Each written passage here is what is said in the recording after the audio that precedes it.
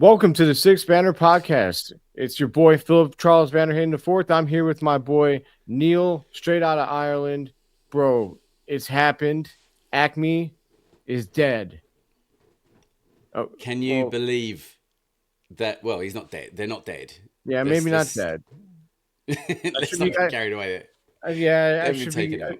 Yeah, I don't. Yeah, someone will take me Let's serious. Like they're gonna Google it. Be like, oh my god, can't believe they let's died. just say let's just save this moment with an intro. The Sixth Banner Podcast with your hosts, PCV the Fourth and Neil Dunn.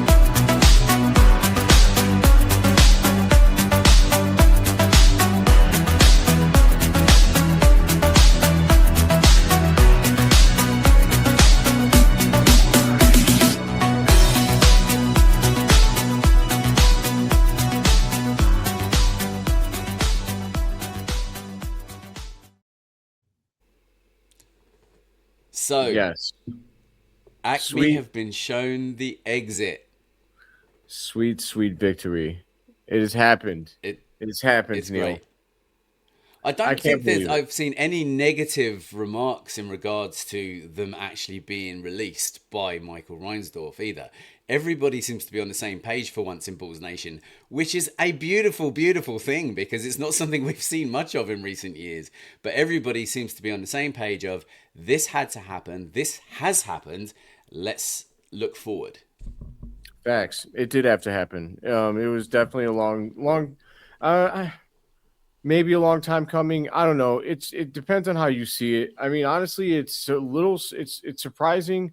I know a lot of people were speculating on it. I didn't make any content speculating on it because I still felt like it wasn't pot. Like I just didn't feel. I felt like the Rhinestones were gonna do what the Rhinestones do, and that's stay loyal. Like every other person that they've employed up until now has had a crazy leash. I think Yeah. like I think Kraus had like 18 years. I think Garpax, they had like I don't know, it was like 17 or something like that. 17 And years. that took John Paxson deciding to step back from it himself. Right. And then and then Acme were only at 6, right? So like even Yes. though it hasn't been going well, you just didn't, it just was like, okay. At the same time, though, Garpax actually had success. Like I think Hmm. by the end of their 17 years, we were ready for a change, but I think a lot of people like don't really properly give them the respect. Like they did well. They built the baby bulls. Like people say, oh, they lucked into Rose. We were good before Rose. Like we Hmm. eliminated the Miami defending champion Miami Heat. Uh, with D Wade and Shaq, with Luol Deng, Ben Gordon, Andres Nocioni, and Kirk Heinrich. Like that Right. group eliminated them. Then we had the off season or a bad season, and then we got Rose. But even then, it was on a 1.7% chance, which tells you that Hmm. we weren't one of the worst teams. So, um, That's a good point, and that's a point that a lot of people tend to forget about. Is that yeah, we lucked into getting Rose, but it wasn't because we were tanking or we were intentionally trying to get the number one pick. We not at all. literally got lucky with a lottery ball, Yeah, because the Bulls weren't trying to be bad. They just weren't doing a fantastic job at being good. yeah, yeah. It was a big step back because the season prior we had went to the Eastern Conference semifinals. Everyone thought we were Right. on the up and up, and then I can't remember what. I think that was actually the season that we signed Ben Wallace. I could be Hmm. wrong. And yeah, that I was think you're like a right, big, actually. I think that was a big misfire. I remember that was the Yes. season that Garpax actually got into like a physical altercation or something. Um, some stuff happened. And so that was just a bad year. But then Rose came and kind of like solved Changed everything, everything. Yeah. Everything changed after that. Um, I think at the end of that last year, too, prior to that, we got John Solomons, and then that first Rose year, Solomons really settled in, and Man, I um, loved John Summons. I loved his tenacity, his I suppose he had a real kind of roughness about him that I enjoyed as well. He wasn't afraid to mix it up, and he could shoot too. Like I liked Summons.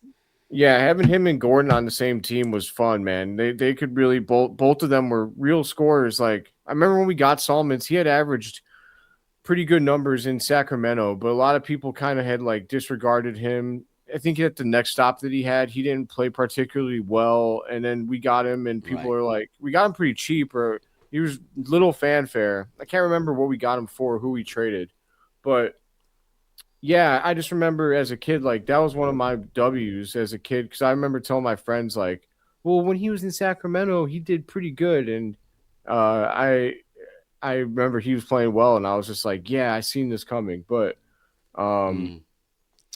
yeah, I mean, so Garpax had success, and then even when Rose went down, like they drafted Jimmy Butler. There were some Hmm. years there, so like And not I only mean, drafted Jimmy Butler, they developed Jimmy Butler as well, which yes, had to happen because he wasn't yes, expected to be what he was. And like, I mean, who'd ever come from Marquette before? Nobody. So right, it was an unexpected development with the likes of Jimmy Butler. Just to it roll back was. on it a second, because I think you'll be interested in this. The trade for Salmons, right? It was Cedric Simmons, Drew Gooden, Andres Nocioni, and Michael Ruffin for Salmons and Brad Miller. Brad Miller, what a trade! I mean, sad that we had to give up Yeah, Nocioni for that because I remember Nocioni I was, like Noach. yeah, he always seemed to make the good play at the right time. I felt like he was a winning basketball player. I remember he was in nails in Yeah. that series we defeated the Heat. He was great in that series. I remember people were like, "Who the hell is this guy?" Because he wasn't really a household name. But No, um, I, well, I not in America specifically anyway. no, I specifically remember him hitting a like two free throws, a dagger that series win, and like, um, yeah, it was fantastic. Uh, Yeah, but I always got the feeling with Noach, you'd feel like he would literally run through a wall to do what he could to help the team. yeah, he was like the small forward version of Joakim Noah a little bit. Noah's much Yeah, a better, little bit, but kind of the same obviously. type of guy. But um, Same mindset, same mindset. yes, yes. So, I mean, overall, so Garpax had success, and even when we fired him, that was coming off the back of them when we let them go. That was coming off the back of a playoff appearance. Hmm. Um, so you know the AK era, it never reached those heights. It's honestly been their biggest failure. A lot of people get mad at the Reinsdorfs for a lot of things. It used to be because of the luxury tax. Lately, it's just because everything's been shit. But you know, if you look at their history of hiring people, because I posted a tweet today, and we could take this into feeling horny. Let's take this into feeling Yeah, horny. I got let's something for do that. it. Feeling horny.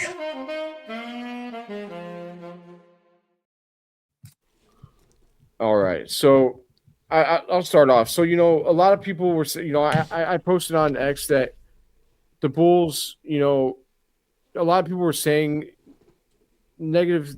You know what? I'm gonna have to save this for Raging Bulls, Neil. I'm so sorry.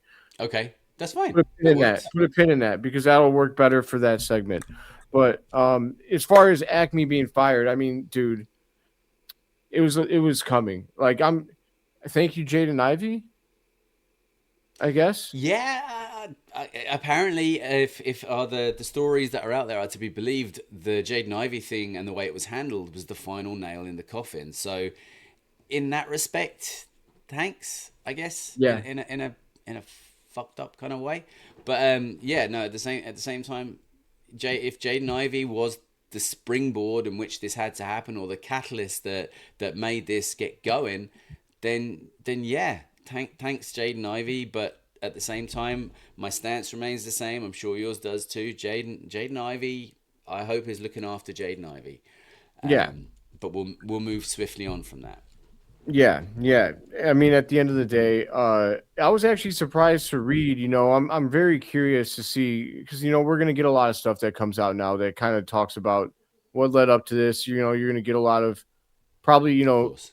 You'll get probably AK linking. They'll link their stuff to someone, and then you'll probably get the Reinsdorf side from someone else, whatever. But apparently, they were on thin ice going into the deadline this year. That's what I read as well, and good. They should have Yes. been. I mean, they were in the hot seat at that point. I mean, and I'd actually be more concerned if that wasn't the case, because Yeah. they really were in a position of where they should have been under the microscope at that stage. So I'm glad to hear that that's possibly the case. And well, I mean, it looks more and more likely that it was the case with the final outcome. Yeah. I mean, I'm glad to know that because it almost felt like everyone made fun of the Bulls for being happy for treading water all the time. But Hmm. that's kind of a sign that that's not really true. I think that we get a lot of miscommunication. I don't want to sit up here and defend Reinsdorf, right? Because Yeah. Reinsdorf has reason, like there's plenty of reason to criticize the way they run the team. They are, cheap. They are, cash grabbers for all, but also I'm willing to give Michael Reinsdorf a bit of a fair, his own shot here I'm because glad you said that. That's the direction I was going to go. So I'm interested now. Let's go. Let's do this. Go. yes, I mean Jerry, we know what Jerry was. Jerry was happy to make the eighth seed as long as you got people in the building for a playoff series. He was going to be happy. Hmm. And I'm not going to say that Michael's not going to take some of his playbook, right? That's probably going to happen. That's his dad. They probably taught Hmm. him a very specific way. I'm sure that he's very money conscious, all those things, but maybe maybe he cares about winning and losing a little bit more. I was happy with his statement. I liked So was his I. statement to the fans, Yeah. saying that he hears us, he hears our frustration, and that he's frustrated too. Well, that's great. Now there's some things about this, and we'll talk about that too. You know, Billy Donovan might not be a part of this. So after all, it sounds like they value Billy Donovan a lot more than they valued AKME. Well, that's how it looks right now, anyway, for sure. Yes, and so we'll see what happens with all this because we are getting kind of conflicting reports a little bit too. We've gotten some reports that like Billy Donovan might be going to the front office, but like maybe he's not ready for that. But then there's also going to be this extensive search, and we've heard about multiple names that are going to be a part of this, like that are interested in the Bulls job. Um, and it's funny watching the landscape of Bulls fans who people who say that this is an attractive job, people who say that it's not. I think objectively it is because the Reinsdorfs are going to be loyal to you if you do fairly well. I mean, Yeah. 6 years even is a lot of job security these days in the NBA. It's a long time. Well, A yeah, lot. it is. It is. Yeah. I mean, now more than ever, like if you have two bad seasons in a lot of cities, like they'll just kick your ass out. Yeah. Here, you made the playoffs once in 5 seasons, stuck around, and they still like Billy Donovan. But it sounds like they're blaming AK for Billy Donovan's lack of success. And so I don't know. It's hard for me to say. I will say that like the end of last season and then the beginning of this season had me coming around on Billy a little bit. But then we started losing to all the bottom feeders again. We kind of sank. Yeah. Kobe Yeah. regressed. And it was like, okay, well, we're back to the same old shit. But that, it's hard to say, man. How much of it is because of the roster? The roster construction isn't good. We haven't given Billy a single good defensive center, like actually good, not backup level good. Um, Hmm. so I don't know. Maybe if you give Billy Donovan, I mean, you look at his championship teams at Florida. Who was the center? Joakim Noah. Um, so maybe his teams are best when he's got a athletic center that could defend the paint. Maybe his defense works better that way. I don't know, man. It's hard. It's just really hard to say. I think I like the idea of Billy going up to the front office more than I like him staying on the court, but I don't really want him to be the GM either. I'd like him to Right. be a consultant.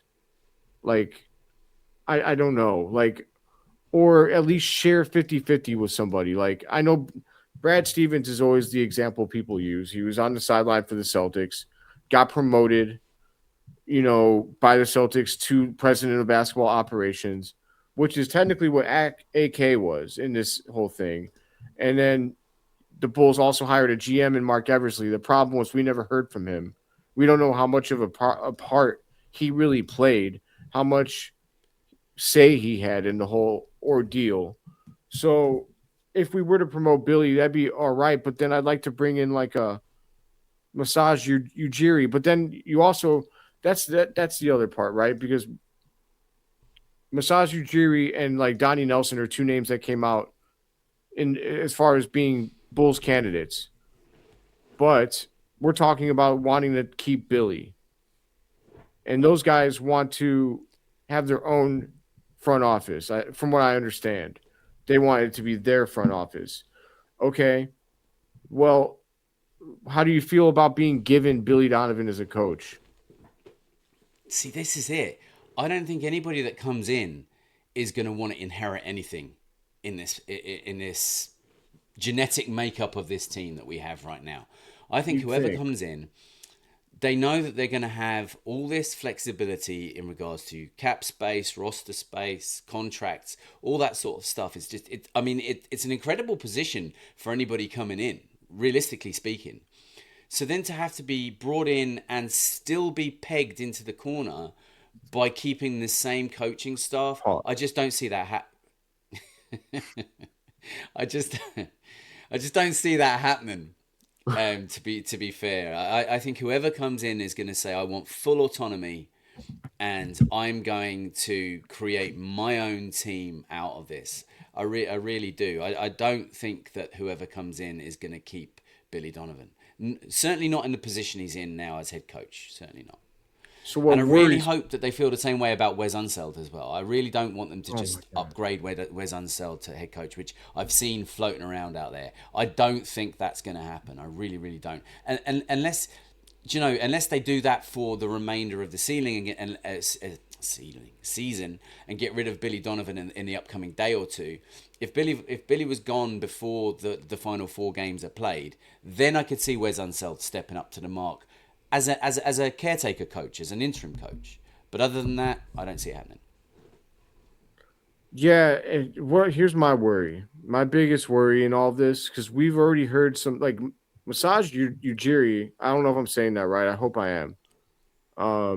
Massage Ujiri, if he's a candidate, I'm extremely interested in him. He built that Toronto Raptors team. He had the balls to rent Kawhi Leonard, traded away a franchise cornerstone at that point, one of the greatest Raptors of all time, and DeMar DeRozan, to get Kawhi with no guarantee Kawhi was going to re-sign, which normally you'd say is a bad move, but you know what? I respect it, and he won a championship with it. Exactly, got him a championship. I mean, at the end of the day, who gives a shit that Kawhi left? They got a banner from it. So like, he built a team in Toronto that was contending for a long time. That was very respectable, and honestly, really, only reason they didn't go further more often was because of DeMar. So like, DeMar was falling apart in the postseason, if I remember correctly. That was his legacy there. So like, he wouldn't perform in the postseason to the same level as he was performing in the regular season. So I remember him and Kyle Lowry had a great year one year, and then they just got beat by someone like low seed in the playoffs. But see, look, I don't know about you. I can't speak for you. I loved DeMar DeRozan, right? I loved him as a Chicago Bull. I still love him as a guy, as a personality, as a player, and all that. And this is the problem. And Toronto realized this. DeMar DeRozan will never win you a championship if he's your alpha. It's too easy to stop what the team does, because with the way DeMar plays with his ISO play, he becomes the team, especially in a playoff scenario, right? So you stop DeMar, everybody else is so used to standing around DeMar watching that the team breaks down. And the same thing happened in Chicago. The exact same thing happened in Chicago. And that's not to knock or put a slight on DeMar. He's fantastic. But he will never win you a championship as long as he is the alpha player. And okay, you could say, well, he wasn't the alpha player in Chicago. He's not the alpha player in Sacramento. He's got a couple of other players around him. But he is. He is the alpha because he's your go-to scorer. So he is the alpha. he was the alpha in Chicago. He might not have been paid like the alpha, but he was the alpha. We deferred to him every single time down the court. This is my point entirely. This is my point entirely. Whether or not on paper you want to say he is the alpha or isn't the alpha, the reality behind it is, like you just said, exactly that. Whose hands does the ball go to? The one I'll say, yes, the only exception it felt like was when we had Lonzo. It felt like we were very much inclined to let him run the show, and because Lonzo distributed, he ran the play, and that was the difference, and that's why it worked. Without him, it was a disaster because we didn't have anyone else to replace him that was at his level. Correct. So maybe with a Josh Giddey, it would work out. I don't know. It's hard to say, but like. I still don't think that you can win with DeMar being your primary scorer. He's not a good enough 3-point shooter either. He limits himself. No. So that's not to say he's poor. He's just not good enough as the alpha scorer. Right. And I mean, it should have been. Yeah, I don't know. That whole debate's different. But like, Masai Ujiri is very interesting to me. But like, I don't want to scare him away because my worry is that Chicago is going to say, once they get a commitment from Billy, if they get one, they're going to say, if you want to be the GM of this team, you have to take Billy. And they're going to exclude guys like Ujiri and Donnie Nelson. And Donnie Nelson, I know he's old at this point, I think, but like he did build those Mavericks championship teams. He drafted Dirk.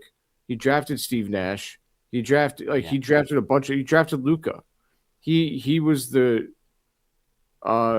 mastermind behind a lot of great Dallas teams. That Dallas team that won the championship over the Heels was brilliant, man. Jason Kidd is the point guard. Jason Terry and JJ Barea, like they knew how to build that team right around Dirk. They put great players around him, and yeah, I mean. So I don't think those guys are gonna, unless those guys have affinity for Billy Donovan that I'm not aware of, and maybe they do, but it just doesn't feel likely. So no, I can't help but feel that Billy Donovan is not long for the Bulls, to be honest. I hope so.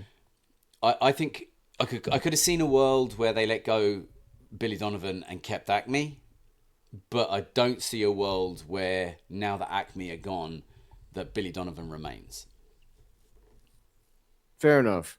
I mean, yeah, I hope so. I mean, that would go, I think, who reported that the Bulls are trying to do everything they can to keep Billy Donovan?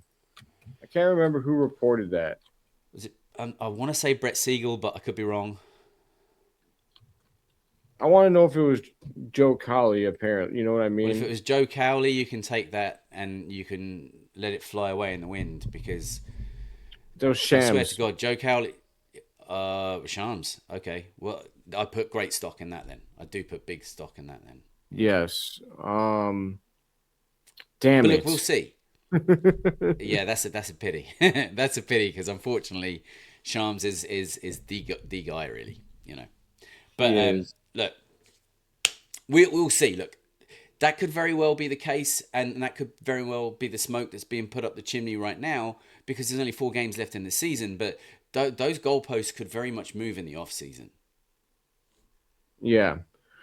But it kind of has to happen sooner rather than later too, because like whoever you've got as your head coach when it comes to off season moves, draft stock, that person is going to make decisions to suit themselves, right? Mm-hmm. So if you've got somebody that you're not planning to keep here, and then you're going to like gift wrap whatever decisions are made and hand them over to the new guy and say, there you go, play with Billy's toys. I don't see that. I don't see that working. I don't see that happening either. And I do think that would be incredibly off-putting to anybody looking at this job. Whereas if you give them carte blanche, if you give them an open fucking page to work with, I think that's very, very appealing. Very appealing. Exactly. I worry that this job will go from being. I know that the one job out there that open or going to be open is the Mavs job. Like that job might be more appealing because of Cooper Flag specifically. But the Bulls are in a great position. And it's funny how this is being talked about now when I was literally saying this and like, but you know, because AKME were in charge, I was getting shit on.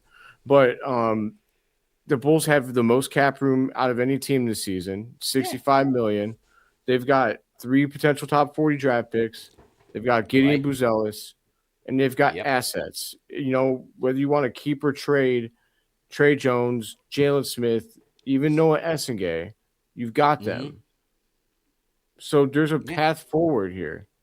100% there is. It just needs to be played the right way, and that all depends on who comes in and how they do it. And like you're saying, yeah, that's appealing. Yes, and like they haven't even traded any of their firsts, you know, in the future. They have all of their picks, right? All of them, right? Not to mention 1,000,000 seconds, right? So, right, which thankfully the next people that come in may put value in second round picks, because we know AK did not put value in second round picks. I mean, he was throwing those things around like they were candy. So like at least now someone can come in with some second round picks to play with and may put value in them, even if it's just using them as a value commodity to get something back. Because it felt like it was never a bargaining chip, it was a sweetener.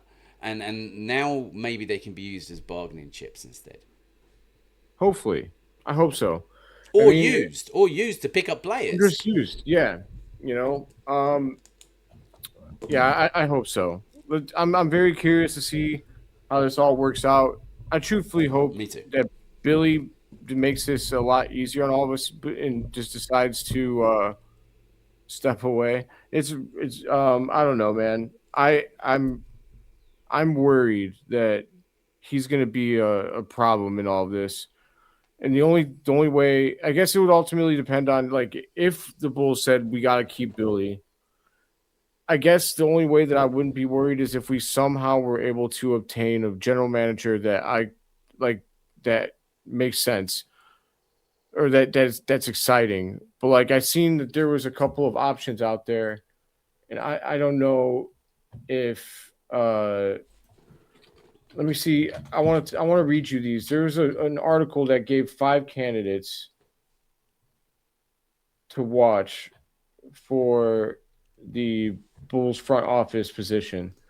2 of them were formerly Bulls executives, which is why I was like, I was a little, I don't know, leery of that. Let me see here.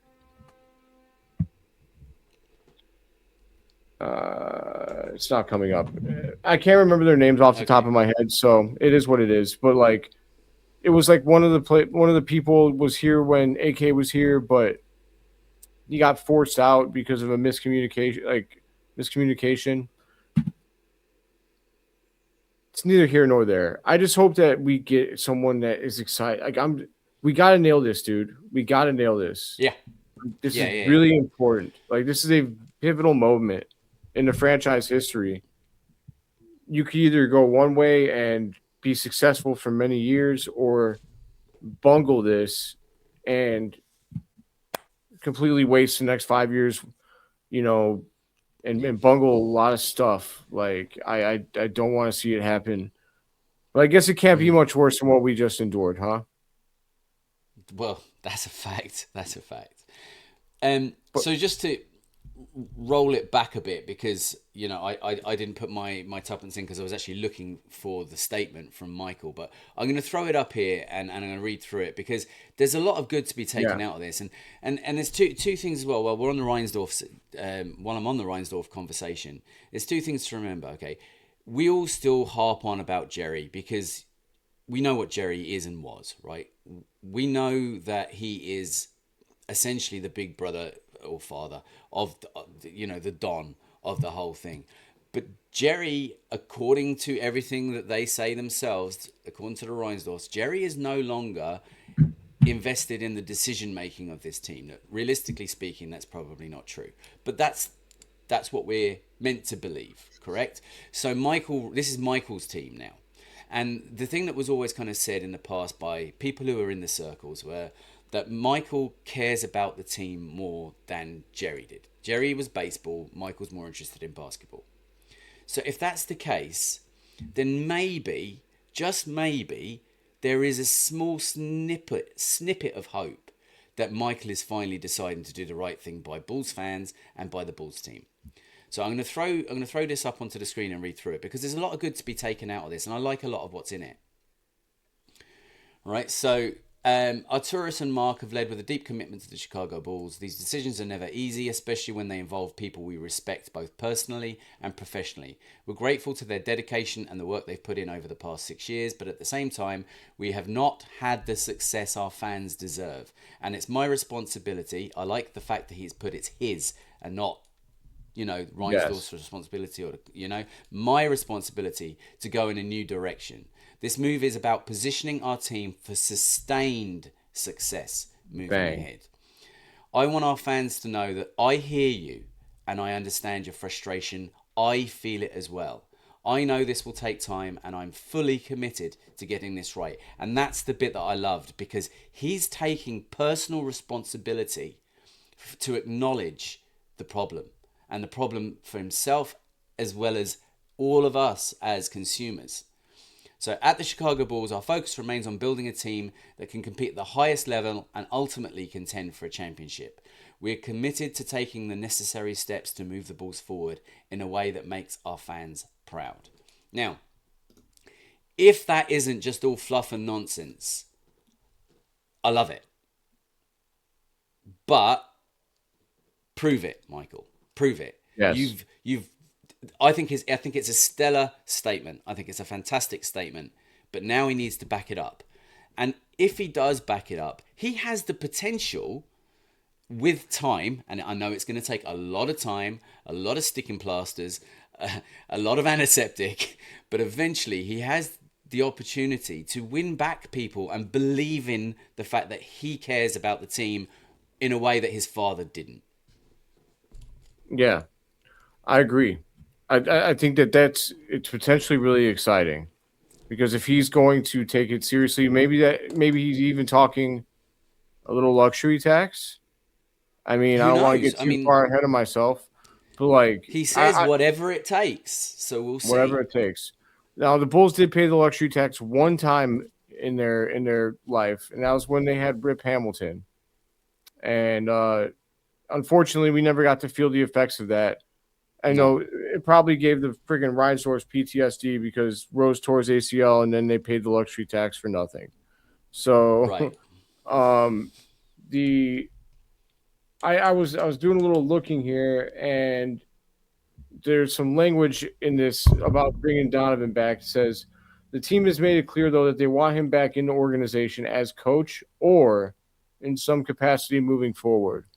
So I guess it all kind of depends, right? Is Billy ready to step back from the sideline? If he's not, does that I guess we're just gonna have to see how it plays out, Bulls fans. But this could be either the most exciting GM search that the Bulls have ever had, or it could be the most devastating. Very short-lived. Yes. It's going to, like you said, it's got to probably happen pretty fast. They probably can't take a whole lot of time on this, because the draft, if I'm not mistaken, I guess we got a whole playoffs to play through. But, what if they want someone that's like an executive that's part of one of the playoff teams? Do they have to wait to interview them? I don't know how those rules work.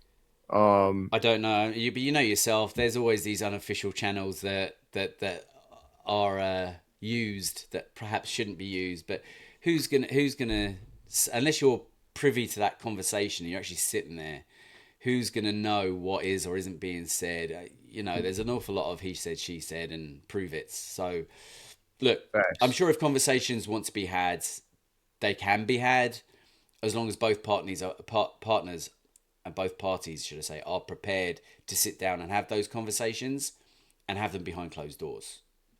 Because you got to get a team, you got to hire a scouting team in here. You got to get a read on, you got to scout your own guys. You got to scout the players that are coming out. You got to get a draft plan together. Like the NBA, the draft happens before free agency, if I'm not mistaken, correct? I'm pretty sure that the draft happens first. When is the NBA draft? I mean, okay, I was just about to do that. You can do it. June 25th, 26th. So that's in 2.5 months. That's not that much time. No, it's not. So they can't drag this out for weeks. No. And I don't think the NBA Finals is in June. If I'm not, yeah, they're actually surprisingly close. The NBA, especially if they go to Game 7, they're surprisingly close. June 19th. Yeah, June 19th. Yeah. So it's less than a week away. So you can't. Right. I don't know what the league probably can't have friggin' rules against it, man. Like I guess because I was reading articles about potential candidates, and a few of them are like guys that are actively even GMs of a team now, but like they're like lesser organizations than the Bulls, right? Like it's like the Grizzlies, that are not as big of a market. Is I think Zach Kleiman was the Grizzlies GM name, but like they gave a bunch of reasons why he'd be a good option, but they're like they don't know if he's looking for another job, and because he's the Grizzlies GM, something would have to happen there. I don't know if like we have to give them compensation. I don't know how any of that works. So, this is going to be fascinating. I don't really remember the AK search as far as like the timeline of all of that and how it went down. So yeah, it's a blur to me now at this stage, to be honest. Yeah. So regardless of what happens, I mean, so regardless of anything, firing AK was the right move. And like, even if Billy had to stay on this team as coach, which would suck so bad, there's two things to remember there. One, if the hire is right at GM, even if that's the case, then things are going to be better off. Right. And two, let's say that were to happen and Billy sucked it up his first year, they could fire him and move on. It sucked that next year would be a kind of a wash. But the important thing here is that we get the right guys to draft and sign players. So Billy being on as coach again would be a little demoralizing. The big worry there is that you're not going to get the right guy at GM because of that. But if you can somehow still get the right guy at GM because of that, then Billy being coach still is a little bit of a moot point. Just got to make sure that we get the right guy. That is ultimately the big, thing here. So I hope it, and honestly, like I know that this isn't probably going to be like one of their requirements, but selfishly, I hope it's somebody that sees a vision for Matas and Giddey. I'm a little bit worried in this whole thing that someone's going to get hired that's like, I don't like that guy, comes in and trades him. But like, I guess that's just part of this whole thing, man. Yeah, I mean, look, that's always going to be a possibility with each and every player, unless they're an absolute out and out superstar. And even then, it's not a guarantee. But look, if you're coming to this Bulls team, surely the two main drawing points coming in of what's already here, of the stock that already remains, is Matas and Giddey. It has to be. I hope so. It has to be. I think, and if it isn't, they're an idiot. So, right, they're not the right guy. Then I mean, I think Buzelis more than Giddey is probably a shoo-in. I feel like you would have to be basketball stupid, and unfortunately, there are some of these people online. But like, there's still someone told me today that Buzelis will never attract free agents, and Buzelis will never be someone that you win because of. And I was just like, oh, God, I can't do this anymore. I don't know how you can definitively say that when he's 21 and just has all the talent in the world. But, hey, at the end of the day, I think his talent speaks for itself and his age and everything. Giddy's a little bit more of a funny subject because even though he's third in the NBA in assists with a below average supporting cast, and he's putting up these great numbers, and you'd think that it's obvious that you should keep him because of his play style. I could see, like, if you draft someone that for whatever reason doesn't believe in like playmaking being the number one thing for the point guard. Like they believe that you should have five guys that are dynamic scorers, or they're more of a fan of the ball handler being an SGA kind of player and not a Josh Giddey kind of player. Right. Which this all leads us into our next Raging Bulls.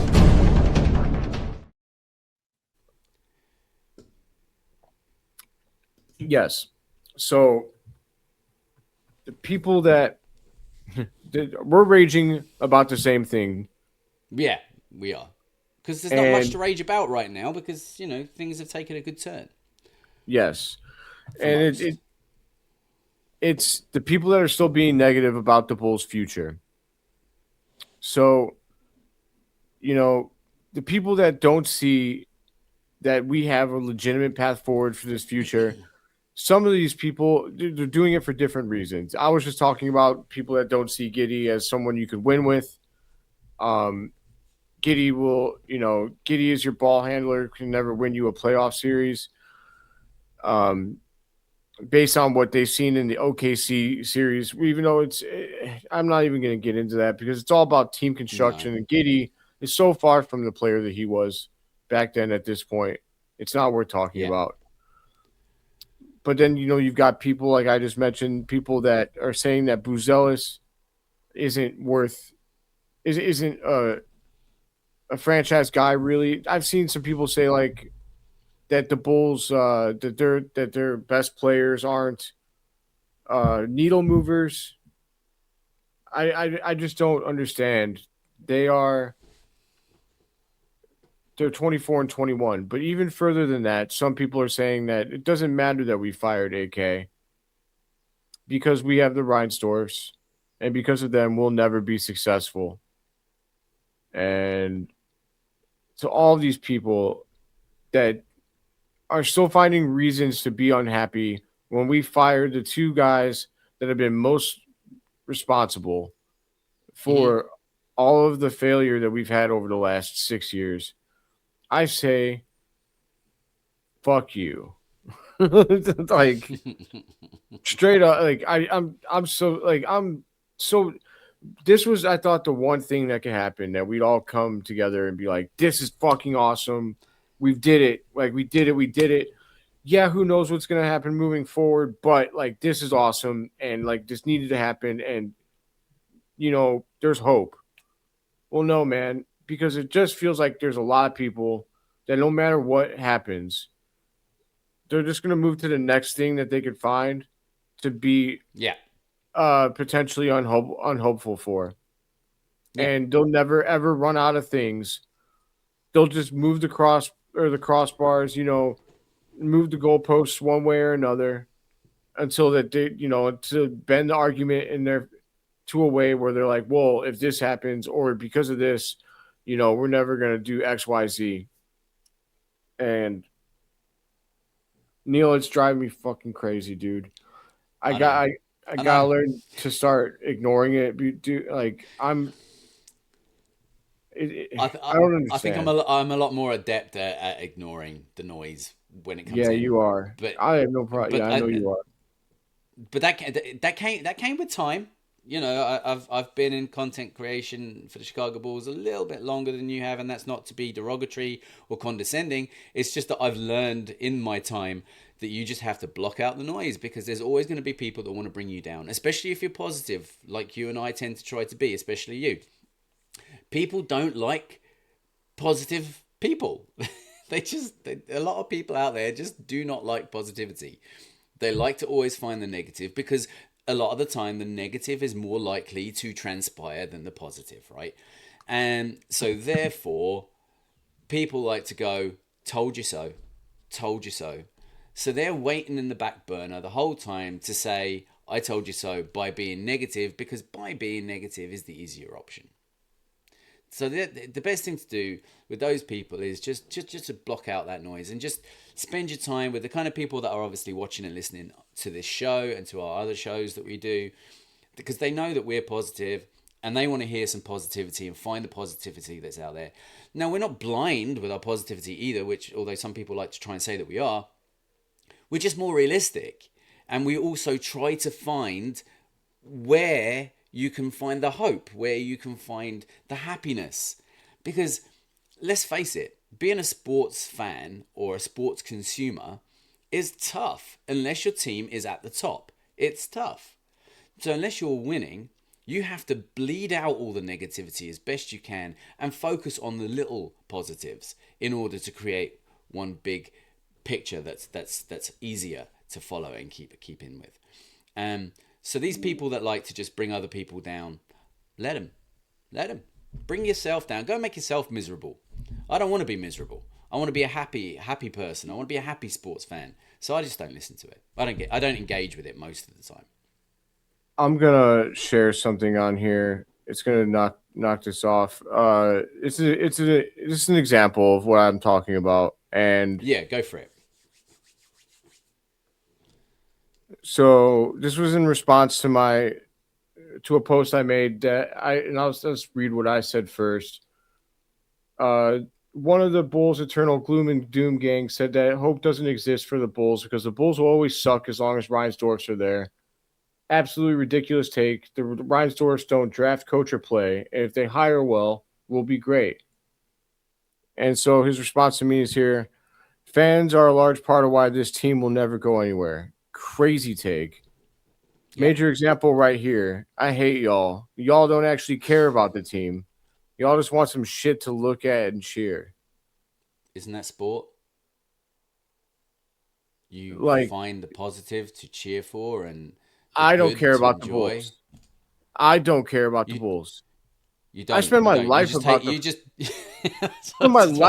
take most of the time in your life to talk about them and to create content about them, and you don't care. It's the most craziest thing I've ever been told in my life. And so, and then, I said, if they're, you said, dime blind ass cheering fan. Like I said, fuck you, little boy. Cool. People are lovely, aren't they? Good talk. And so I responded in kind because I had had enough. Also, fuck you for saying I don't care about the team. You don't know shit about me. I love this team. I literally spend my life working around this team because my ass do. Yeah, exactly. Your service makes them worse. Fuck you too. Oh man. Well, what is it? The braids. I'm not proud to say that he got me, Bulls fans. I mean, he got my ass good. See, I wouldn't have got drawn in there like you did, and maybe that's weaker on me. Maybe I should be standing up for things a little bit more. Maybe you're right and I'm wrong. I don't know. No, because then you don't have to deal with someone telling me "fuck you" and everything else. I always like getting called little boy too. Like, yeah, brother. That's not at all patronizing, is it? No, and that makes me want. Patronizing means, don't you, Phil? I do know what patronizing means. It's when somebody talks down to you. Oh, is that what that means? Yeah. Man, dude, and it's not right for me. Like my when someone talks to me like that, like my instinct is always to be like, I want to be like, and I shouldn't, and I didn't here, but I want to be like, dude, I've been trained to kill. I will fucking murder you, and you're like, I murder you in your sleep, and you'll never know that I was coming. Like, but no, I'm not actually gonna do that, Bulls fans. I'm a peaceful person. I'm a peaceful person. But for anyone who doesn't know, like, I was in the Army. I don't know if I've actually said that in the show, but like, it's just over your left shoulder there. Look. That's true. I forgot. Oh, I think I just put that there the other day. But, yeah, man, these people online are crazy, man. I gotta learn to ignore them more. But I will say, for every person that's like that, you do get some people that make it worth it, and Oh, for sure. for that reason, and because of that, real quick, one last time, I'm gonna put up a thing here because I want to give him a little shout out. Don't know if he'll ever see this show, but someone that's nice like this, and Exactly. it's nice. Those are the people we do it for. So Exactly that. Yeah. So anyway, there's we'll move along from this. This has been a good week. This has been a good news situation. For those yeah, who decide that they want to be miserable, you go off and you be miserable. Keep yourself to yourself. For the rest up of us, yours. we're gonna enjoy the future and see where this takes Yeah, us. yeah. So we're gonna go on now. We're gonna make this a little bit more light-hearted. We're gonna take it into one of our usual segments. One and done.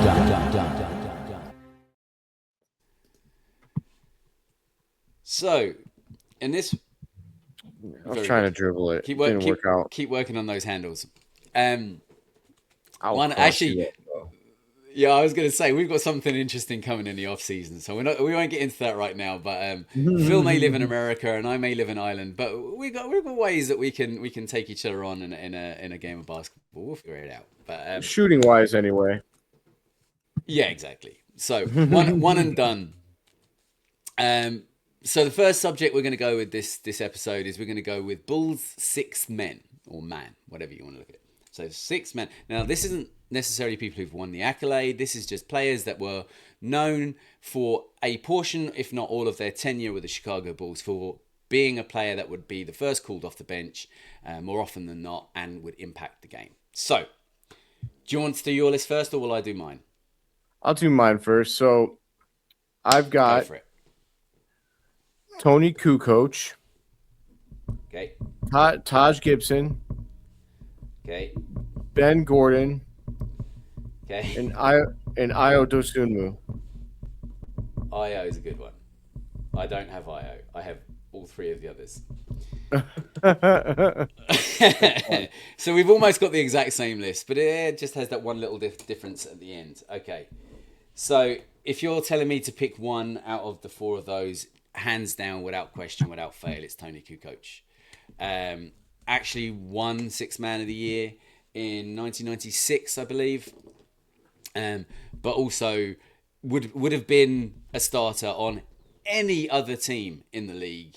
And not just a starter, but would have been an absolute impact player on any other team in the league. Stayed playing with the Chicago Bulls against, with Michael and Scotty, who we all know had demolished him previously before he was a Chicago Bull and tried to embarrass him.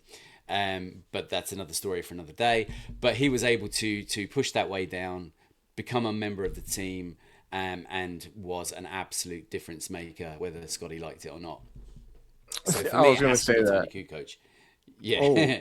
So it's okay. We'll ignore that. So That Taj was Gibson. gross. It was can't okay. ignore I said ignore it. Moving on. I saw it. Let's move away. In fairness, it's 4:00 in the morning there, right? So I smacked my lips and it just happened. My Taj God. Gibson, yeah, love Taj. I'm trying to do you a favor here. Ben Gordon, I loved BG. I had a BG jersey. Obviously, he came from the UK where I was growing up. So yeah, had a real strong affiliation to BG. It's a shame to see the way he's kind of gone later in life. But and Io, man, we all loved Io. But for me, it had to be Kukoc. Okay. Okay. Beautiful. So I'm gonna throw you back the same first three: Kukoc, Gibson, and Gordon. But I'm gonna also give you Nate Robinson.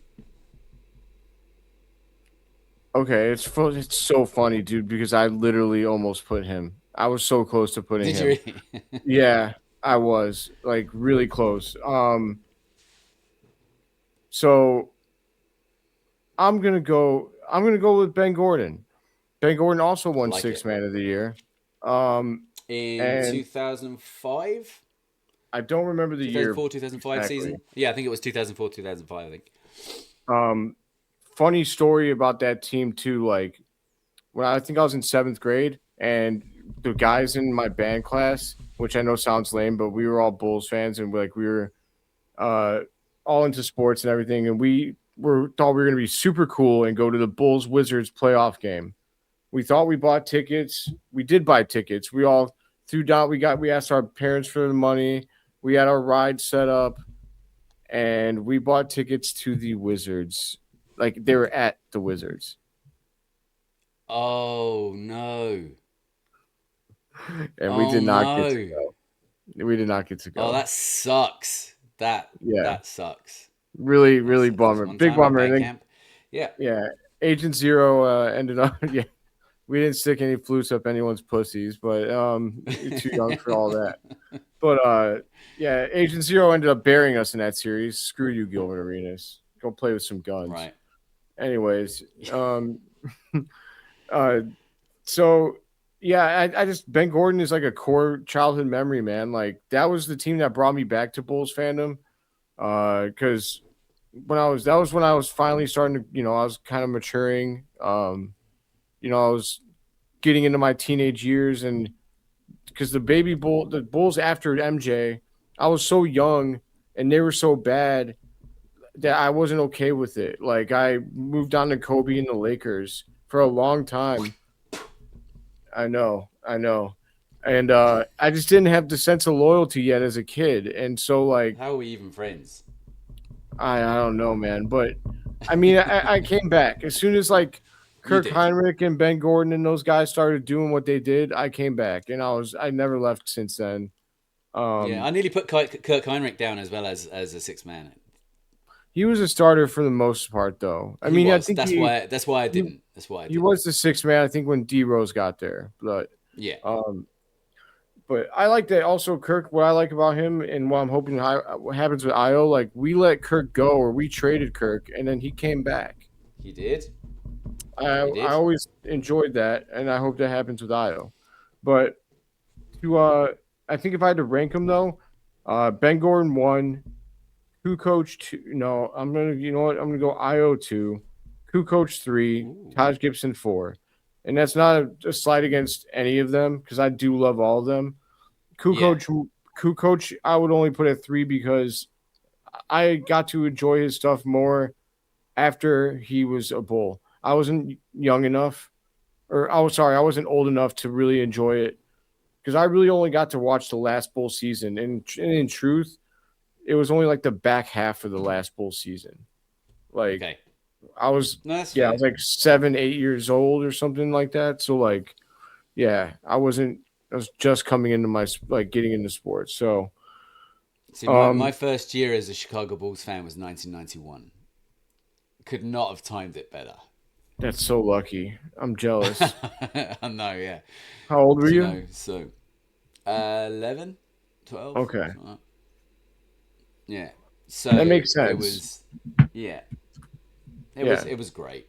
It was great. But lucky you. uh, so I got to enjoy Tony Kukoc very much as a Chicago Bull. He'll always be one of my all-time favorite Bulls players. So yeah, there we Suck go. it, Pippin. Plus, yeah, suck it, Pippin. Plus, he was one of the first major impactful European players in the NBA. Yes, he paved the way. And right, which is always going to be something, as a guy who lives in Europe, is always going to be something that means something to me. You hold near So and dear. I love that. Just yeah, like Luke Longley paved the way for Josh Giddey, Australian wise.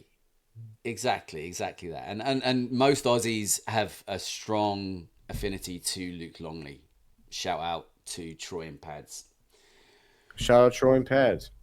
But But if you wanted me to rank, actually, I didn't rank the ones you gave me. So I would put Kukoc first, Ben Gordon second, and then it's really difficult to separate Taj and Io. But it'd have to be Io over Taj, I think. Just about though. got it. I apologize. When I ranked mine, I was looking down at my list. Let me re-rank. Kukoc is second because I didn't have Io. I had Nate Robinson. And so That's right. I'll actually rank Nate at the bottom. And Yeah, Nate was That's Nate fair. was awesome, but yeah, I liked. Yeah, I gotta give love to the other guys. They were really more bulls. One thing I liked about Nate though was that one time that he stunted on LeBron as a member of the Bulls, and he had a Yes. great first round series, I think, or a game or something like that against the Yeah, Nets. he went off. He He went was like crazy. total microwave scoring. The Bulls had no right to win that game, No, and Nate put them on his back and just went electric. He went catatonic, and just yeah, it was awesome. love it, man. Nate Robinson, unfortunately, ended his athletic career by getting absolutely floored by Jake Paul. Um, Right. he got, dude, that was brutal. Did you see that? I didn't actually see it. No, but I remember hearing about it. But yeah. You remember hearing about it? Uh, hold on, dude. Did you see? You didn't see anything of it? No, no, I didn't. Oh my god! All right, just stay with me. It's worth. It'll be worth. I'm saving it right now. He Okay. just the image of you could tell how bad he got knocked out. It was brutal. It was a one hitter quitter, like Shit. um right hook that he just went down bad, and yeah. Oh. I mean, Yikes. it was yeah. He landed like that, like it was Oh, ugly. face first. Yeah, like yeah, Yeah, dude, he hit him, and that that's not dude, good. yeah, he fell like a second. It was a scary knockout actually, because I was like, that's my guy. Yeah, I of course. never forgot, never forget it, because I was in training when that happened. I was like in advanced training. I was watching that on my tablet. We were allowed electronics in advanced training, and we were all talking about it the next day. Like Nate Robinson got his ass kicked, but I prefer to remember him for that series against the Nets. Yes, let's keep it to Nate the Great.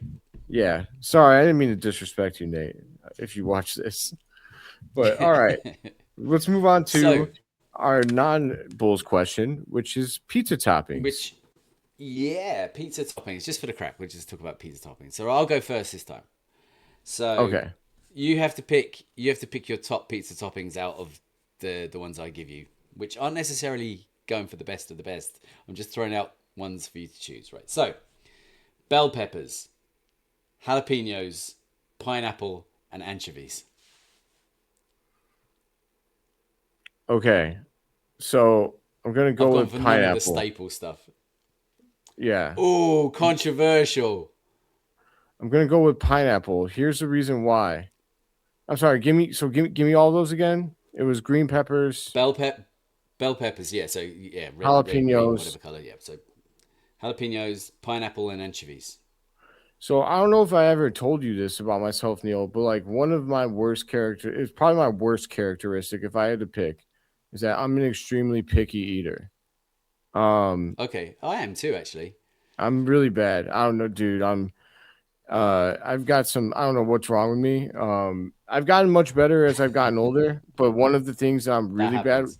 bad with is pizza toppings. Uh, Okay, I don't eat good subject. vegetables. So I don't eat vegetables at all. right. So I don't eat any of Okay. the things that you gave me except for pineapple. And I don't really put it on Okay. pizza, but I think I would eat it on a pizza because I like pineapple. But Okay. yeah, I only Yeah. get So sausage on pizza. okay. Okay. Fair enough. You're only into your Yes. sausage. I get it. So pineapple. I don't know how much of a big deal it is over there as to whether or not you should or shouldn't put pineapple on pizza. But It's a big over deal. here, yeah. Okay. Over here, it's a massive deal as well. So, um, I actually like pineapple on pizza, but Okay. that's by the by. But I've yeah. always been So jealous of all the people that get all the cool toppings on them. And I'm just like, I'll be honest, I actually just I like sausage a lot, but like I just love a good cheese pause. pizza. Pause. Yeah, But a good like cheese pizza. a good cheese pizza. Yeah, like my son, he just likes a cheese pizza. He doesn't like anything else on it. It's a classic, man. It's a classic. I'll get a bunch of different kinds of cheese. Oh, so you'd go for like a 4-cheese pizza? Fuck yeah. Oh my god. Right. Give me a boner. Okay. But Okay. sorry. Feeling horny This is not twice in going the one show. direction I expected it to go in. I gotta keep Right. the viewers on their toes. But here's my toppings for you, bro. Go for Uh, it. Go for it. cheese, and cheese. No, I'm just kidding. 4 cheeses. Onions, mushrooms, green peppers, and bacon. Okay. By the way, screw you for Okay. giving me anchovies. Yeah, I was trying to give That's you the an crappy insult. ones. Insult. Okay, so cheese obviously isn't an option because that's on all pizza. Actually, funny story. You talk about being a picky eater. When I first started eating pizza, which wasn't until I was in my 20s, by the way. When I first started, I know, yeah. When I first started eating pizza, I know. I told you I was a picky eater. I would order pizza without cheese because I don't like cheese. That's Now who's a wild. picky eater? Now who's a picky eater? Well, okay. For a long time when I was growing up, I would order my chicken sandwiches at I always get them plain even to this day, unless they have spicy sauce or cheese. I'll get that on it. But I I was ordering them not only plain, but without a bun. So you were just ordering chicken. Yeah, chicken patty. Okay. Right, yeah, okay, we're both weird. Right, so Yeah. anyway, out of out of your options, onions, mushrooms, peppers, and bacon. Hmm. Absolute last place for me is mushrooms. Don't like mushrooms. Don't get mushrooms. Don't know what the fascination is with eating fungus. But out of onions, peppers, and bacon, I would put it as onions, bacon, and then pepper. So onions would be my top. I absolutely love onions and everything. Okay. I like onions like as like a small ingredient, like as a, like a if it's like not An much, addition. but Well, I yeah, but wouldn't like want just an onion pizza. I think that'd be a bit weird. But you know, it would be. it would be my first of the go-to toppings. Fair enough. Fair enough. The oh god, what was I gonna say? The anchovies, man, those are such dead last. This is the worst, absolute worst topping you could put on a pizza. It's Agreed. the worst. They smell Agreed. so bad. Yeah. Like And you're eating they're them with the off. bones in them and everything. It's just wrong. Gross. I do not Gross. approve of that message. Gross. So, taking anchovies out of the equation, let's move on to our next segment, which is Bull of the week.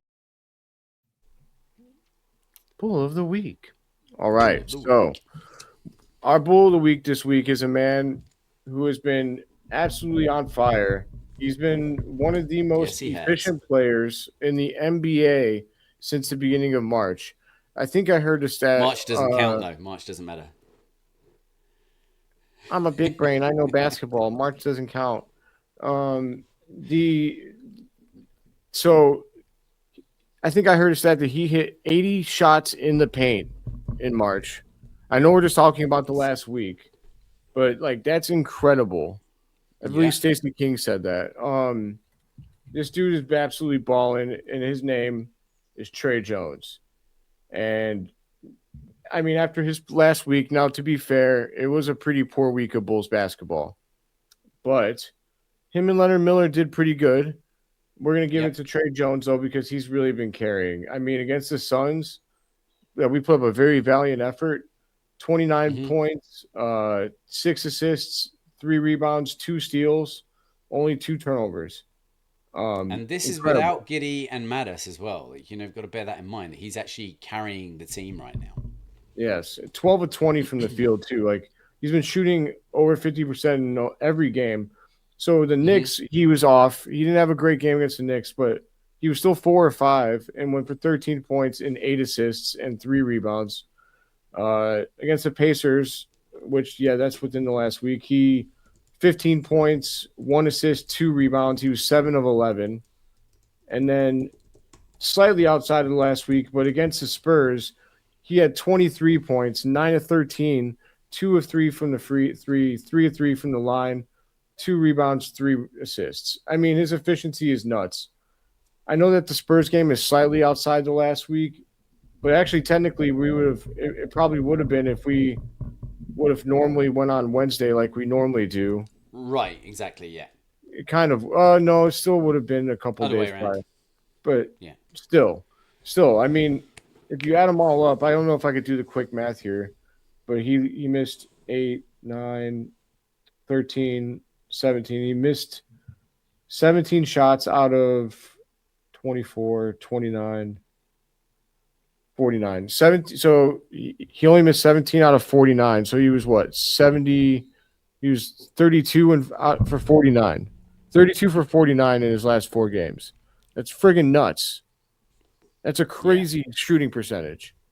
So, It's awesome. Love it. So, Unbelievable job by Trey Jones. Exactly. Trey Jones, you get the Six Banner Podcast Player of the Week. Yeah.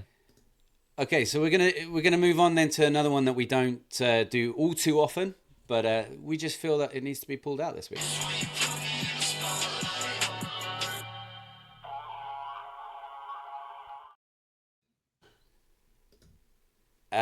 Yes, so our spotlight, which is where we kind of give a little bit of a nod to people in the Bulls community, creators, or just faces, or whoever they may be. And we've got a couple of people we want to kind of shine a light on just briefly this week.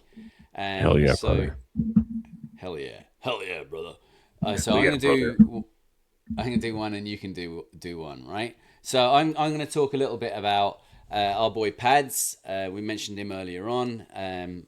He is down in Australia, and he gets a special mention, especially considering the fact that he's not even a Chicago Bulls fan.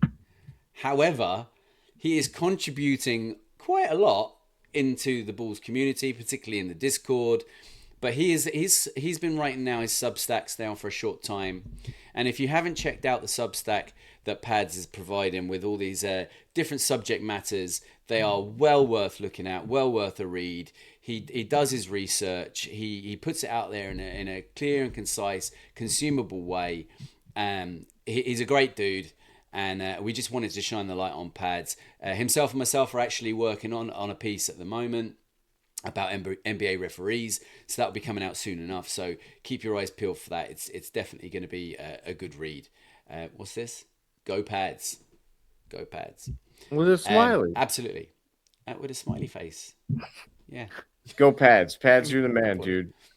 Yeah. So, if you haven't checked out his Substack, go check it out. It's definitely worth reading. If I can remember, I'll throw it in the description of this video. Excellent. So I wanted to throw a shout out to my boss. So for those who know, I'm sure you know, Hey, boss. I work for Chicago Bulls Breeze, which is a channel in the Windy City Breeze network. Which I mean, my channel is pretty big, I guess. 2,000 something subs, but that's the big guy. Windy City Breeze has like 80 something thousand, so it's what we all aspire to. And it is ran by none other than Pat the Designer. And this man has been doing Chicago content, Bulls and Bears primarily, for like 10 years. It's been pretty insane. Pat has been around the block and then some. He's been a great mentor to me. I've really enjoyed having him as my boss. He's taught me a lot. He's been extremely kind. Like and not only that, like he's a great listen. He knows what he's talking about. He is always timely. He works his ass off. The dude doesn't take days off. Like he's working for ESPN Chicago as well. That's more Bears related, but like he also does work in the Bulls community. He releases Bears and Bulls content on his channel, the Windy City Breeze. So I just wanted to give him a shout out because I mean, not only for the great work that he's doing, he also came out on with us on Bulls Without Borders last week, which was a lot of fun. We don't see eye to eye on Russell Westbrook, but that's okay. That's okay. We don't all have to be aligned. Yeah, no. So, he's just been like I said, great mentor to me. I'm very, very appreciative of what it's like to work for Pat. Yes. You know, And sometimes when you work for somebody who is like Pat the designer, it really gives you appreciation of some of the other things you've done in your life. When you see how things can be done the right way. facts, big facts, Yeah. enormous facts. So shout out to Pat the designer, you the man. Keep doing what you're doing. Keep helping Philly get his shit right, because what he's doing right now is good. And Yeah, it we're can only supposed to it meet. can only be better with somebody like you as a mentor. Totally, man. Like we're supposed to meet soon. I know he's got such a busy schedule. We've been failing to link up, but we're going to. And yeah, can't wait, man. Because I mean, some of the things that he's helped me understand and get better at. Like just uh, really appreciated because in this game there's a lot of different things you could do, and not all of them are correct. And Right. just really appreciate him steering me in the right direction. Yeah, I wish I had a mentor to steer me in the right direction, but I'm out here flailing. But I'm doing what I can. I'm doing what I can. Actually, on that, right? Can you believe this? Well, I can't believe this. So you probably don't care. But shout out to, while we're in the spotlight, a little mini shout out to Matt Hearn, who I used to do C-Red UK with, and the reason for that is Why would I today care would about this? no, I'm just joking. Today would have been our official 5-year anniversary of doing C-Red UK if it was still in existence. And it's not gone that long, so I feel like it's worth a mention. It is. It is. I mean, I met you on C-Red UK. Right. We wouldn't have the show if it wasn't for C-Red UK. There you go. So, Swings and roundabouts, baby. absolutely. Ciao, Matt. Hi, Matt. Hope you're enjoying your time off social media. I envy you. Yeah. See, maybe he had a point after all. Eh? I mean, I knew he had a point. I just knew that I was. I'm too far now. I just need to learn how to ignore it better. But yeah, Matt's a G, man. Man, I mean, honestly, go real quick. I mean, going on with you guys on C-Red UK for that collab episode that we did, that opened my eyes up to everything. Like, it is that you guys inviting me on that is really the basis of Bulls Without Borders. And and also this show, but like I don't make Bulls Without Borders without you guys inviting me on that show and me feeling how awesome it was to talk Bulls basketball with people across the world and really feel that and talk about our different ways of getting into the Bulls. And just I loved it so much, man. Like I really did. So shout out Matt Hearn, because he was a part of that. Thank you. Absolutely. And on the flip side of that, for the American people, creators, consumers, fans, whatever bracket you want to put them into, for them to be open to people from outside of America doing their thing for a team that is based in America, an American team, an American sport, and yet people like me from further afield are still welcomed, says a lot about Bulls Nation as a whole as well. Yeah, we're not calling to build a wall around our Bulls yet, so No. sorry. We'll see if that joke probably won't fly with some people, but that's okay. No, never mind. Let's we've upset enough people. Let's throw in our final segment.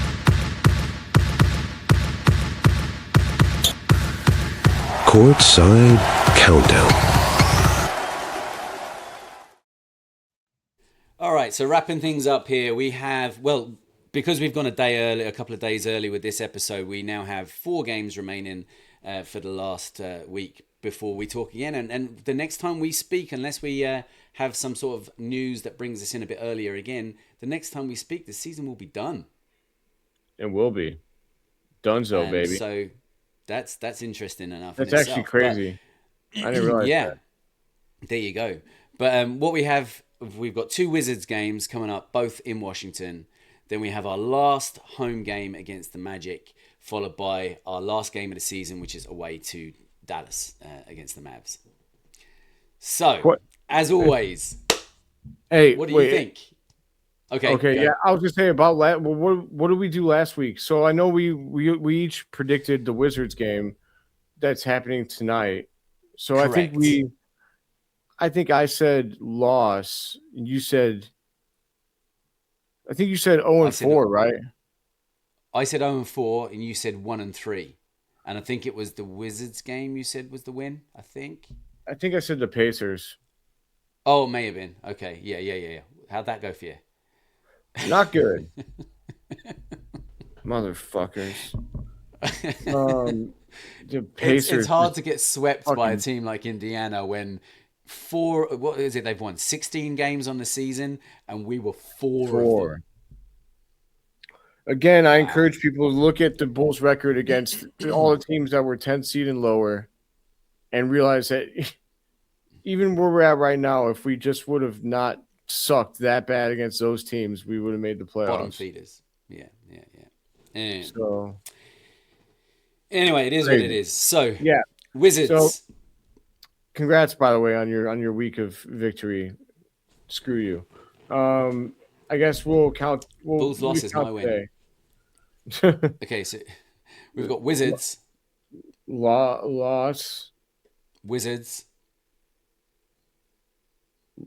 win, Magic, loss, Mavs. loss. Okay. I'm going to go the other way with the Wizards games. I think we'll win the first one and lose the last 3 games of the season. Okay, that's good enough because I just don't want to fall below Milwaukee. You know, I was on the full like don't care about wins and losses really, but now that we're here and At it's this a stage, it would be full, crazy to mess it up. yeah, we're 2 games ahead of the Bucks.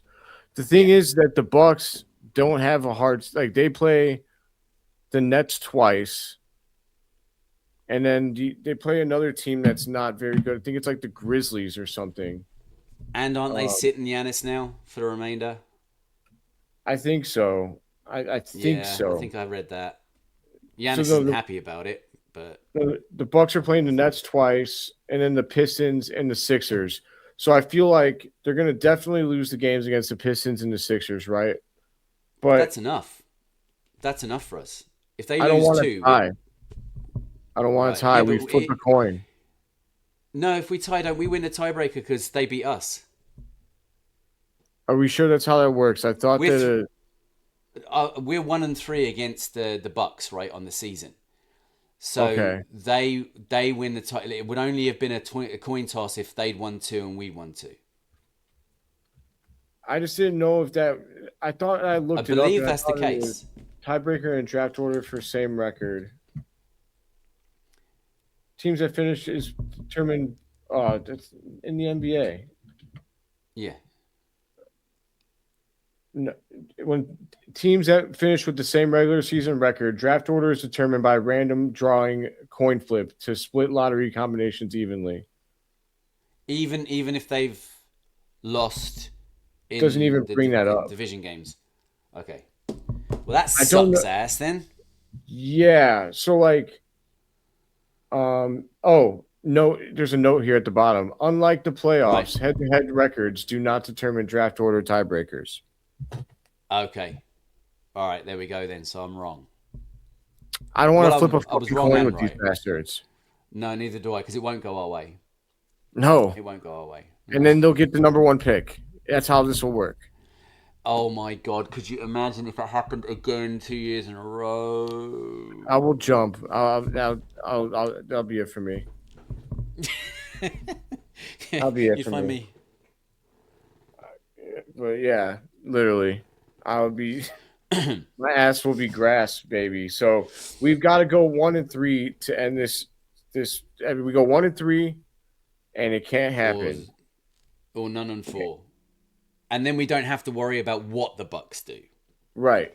But if we win 2 of these games, like if we win twice against the Wizards, we very it's on well the could Bucks. be flipping a fucking coin. So, I mean, the only thing is the Nets do suck, so I hope that they'll like just win. But I'm very scared that the Bucks are going to go 0-4. So we'll see what happens. I mean, the Nets are definitely tanking too, so we'll see what happens. Yeah, yeah, exactly.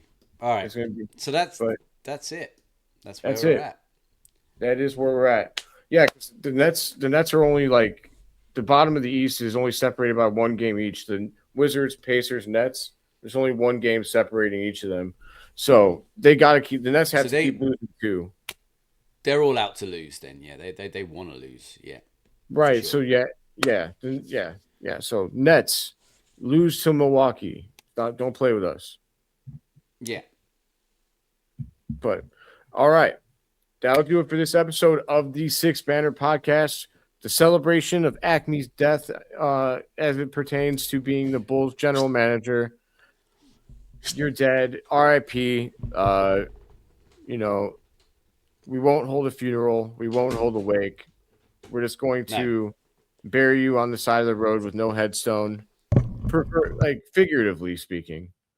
And yeah, I'd like to say that we'll remember the good times, but there weren't really any good times. I guess Yeah, we'll there was remember those that 35 one. games of that one Yeah, season. And the, 10 the, games this season. No, 5 games this season as well.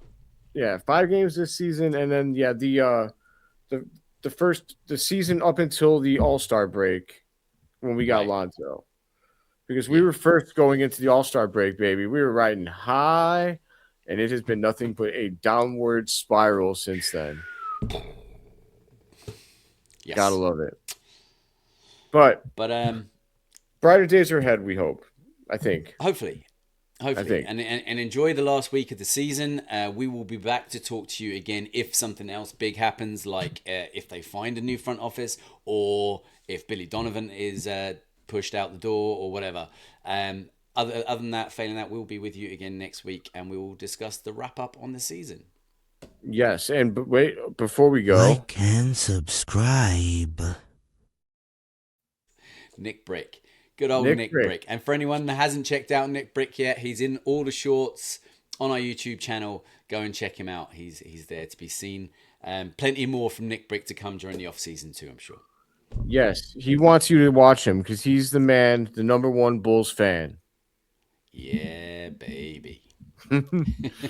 But all right, guys, that'll do it for this episode. See red, but also raise the banner. I was a little fast, but it's all right. We're good. We'll get there. We're gonna have to do like a countdown or something. We'll put it up on Yeah. the screen. All right, but until next time, Bulls fans, we love you. Thank you for watching the Six Banner Podcast. Until next time, let's hope the Bulls lose all these games. It's something you'll never hear me say ever again. No, I know. Fact.